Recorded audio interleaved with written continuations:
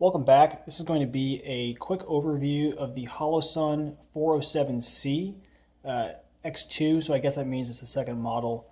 I recently got one of these. I just want to give you guys my thoughts on it after getting a little bit of use. First things first, yes, I understand it's made in China. Yes, the Chinese are the bad guys. I got it. But we should still talk about this optic as an option. So I got this from Big Tech's Ordnance, so shout out to them as one of their open box return models, and it was for the princely sum of $175. So that is a really, really good deal for a red dot optic that works. The question is, does it work?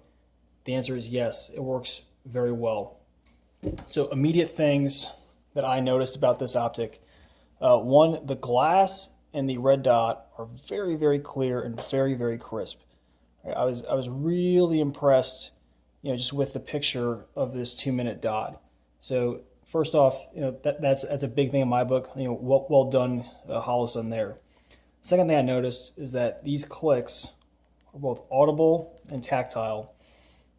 Having gone through a lot of Trijicon RMRs, in a few different configurations, they're not always as tactile as I would like them to be. I don't really feel those clicks, and I think they did a really good job.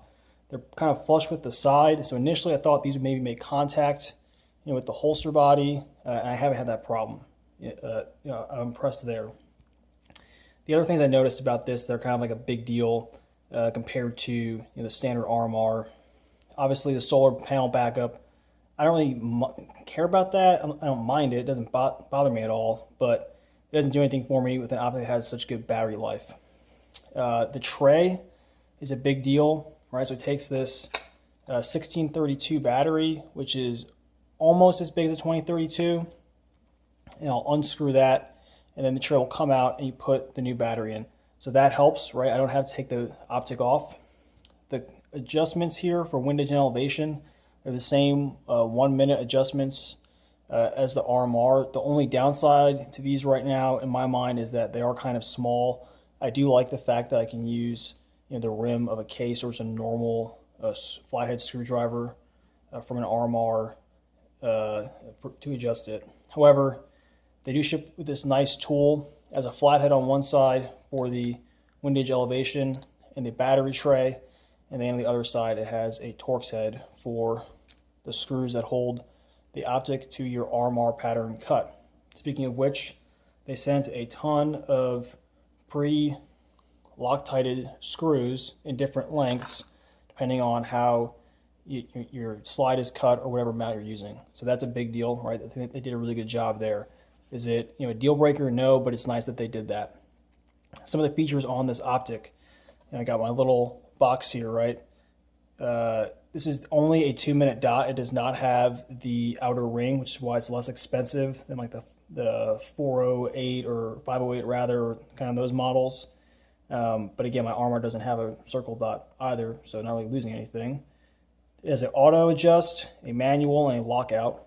Kind of a big deal, being able to do lockout or auto. I think RMRs only have one model that's only auto and one model that's only manual. Solar panel, we said that already. Setting 6 is 50,000 hours of battery life. That's a lot. It's good. Memory function, so it will recall what brightness setting you were on when you turned it off. It has a motion sensor, so I can let it sit, it'll turn itself off, and then when I pick it up, it'll shake awake, as they say. 10 day brightness settings and 2 night vision brightness settings, just like your RMR. 7075 aluminum housing, good there. Push buttons, yes, that's obvious. Waterproof, and then it's parallax free, which of course, all optics have some parallax, but as far as the practical use, yeah, it's pretty much parallax free.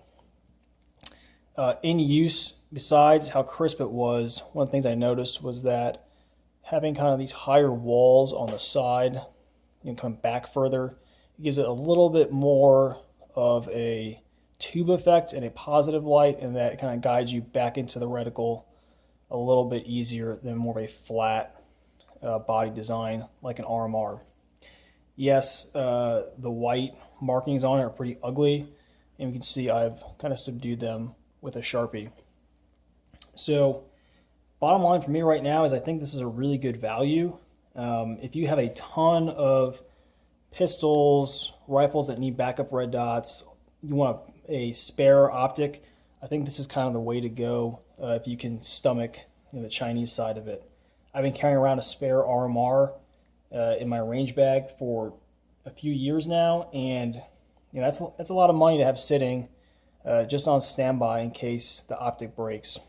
So we'll see how this holds up. I don't shoot Glock too much, and this isn't my pistol, but we'll see what happens with this optic. I've always seen some good results from it online. If you get a good one, you get a good one. And if it breaks, you just return it and you get a swap.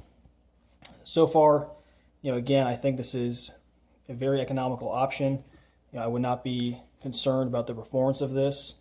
And I think you're getting some things out of this optic that maybe would make it a winner versus an RMR in some categories that don't involve cost. Let me know what you guys think. I know these are very kind of like emotional with people because they're made in China, but I think the optic does stand on its own pretty well. Thanks.